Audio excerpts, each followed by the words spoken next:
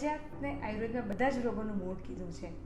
આ કબજિયાત એટલે શું? આ કબજિયાત કેવી રીતે થાય છે? કબજિયાતમાં આપણે શું કરવું જોઈએ, શું ખાવું જોઈએ, શું ના ખાવું જોઈએ? કબજિયાત એ નાના આંતરડા અને મોટા આંતરડામાં અવ્યવસ્થા સર્જાવાથી થાય છે. કબજિયાતમાં મળ કઠણ થઈ જાય છે. કબજિયાતમાં મળ ત્યાગ પ્રોપર થતો નથી. કબજિયાતમાં પેટ સાફ બરાબર ન થવાથી આંતરડામાં મળનો ભરાવો થાય છે. આ મળના ભરાવાને લીધે આપણે ખોરાક ખાઈએ છીએ, એમાંથી જે પોષક તત્વોનું અવશોષણ થવું જોઈએ આંતરડામાં એ નથી થતું. આથી પોષક તત્વોની ડેફિશિયન્સી પણ આપણા શરીરમાં સર્જાતી હોય છે. લાંબા ગાળે આંતરડાના કેન્સર સુધીના રોગો થવાની શક્યતા વધી જાય છે જો કબજિયાત લાંબા સમય સુધી રહે તો. એટલે જ તો કબજિયાતને આયુર્વેદમાં સર્વ રોગોનું મૂળ કીધું છે. હવે કબજિયાત થવાના કારણો કયા કયા છે?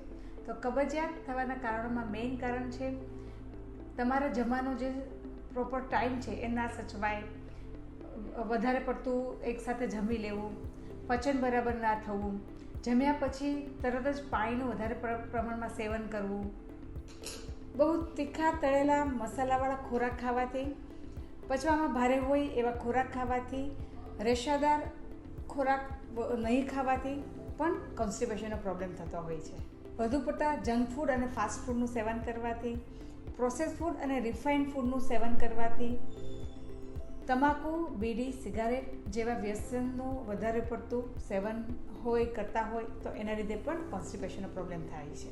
આ સિવાય પણ ઘણા બધા કારણો છે, જેમ કે બેઠાડું જીવન, તણાવયુક્ત જીવન, ઊંઘ પ્રોપર ના કરવી, દિવસ દરમિયાન પાણી પ્રોપર ના પીવું, કુદરતી આવેગોને રોકી રાખવાથી, વધારે પડતી એલોપેથિક દવાઓના સેવનથી અને પાચન શક્તિ નબળી હોય તો પણ કોન્સ્ટિપેશન થાય છે. સવારે નળના કોઠે હુંફાળું ગરમ પાણી પીવું અને દિવસ દરમિયાન પૂરતા પ્રમાણમાં લિક્વિડ અને પ્રવાહી ખોરાકનું વધારે સેવન કરવું, જેથી મળત્યાગમાં તમને સરળતા રહે.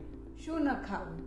તો junk food, fast food, package fruit, cold drinks, મેંદો અને વેજીટેબલ ઘીથી બનેલી, વેજીટેબલ ઓઇલથી બનેલી ફૂડ પ્રોડક્ટ્સ. તો આવી રીતે કબજિયાત એ સર્વ રોગોનું મૂળ છે. જો તમે આ વસ્તુનું ધ્યાન રાખશો, જે મેં તમને બતાવી છે આ વિડીયોમાં, એટલું ફોલો કરશો તો ડેફિનેટલી બધા જ રોગોનું મૂળ કબજિયાતને આપણે દૂર કરી શકીશું, આપણા શરીરને હેલ્ધી બનાવી શકીશું અને ઘણા બધા રોગોને આપણા શરીરમાંથી આવતા રોકી શકીશું.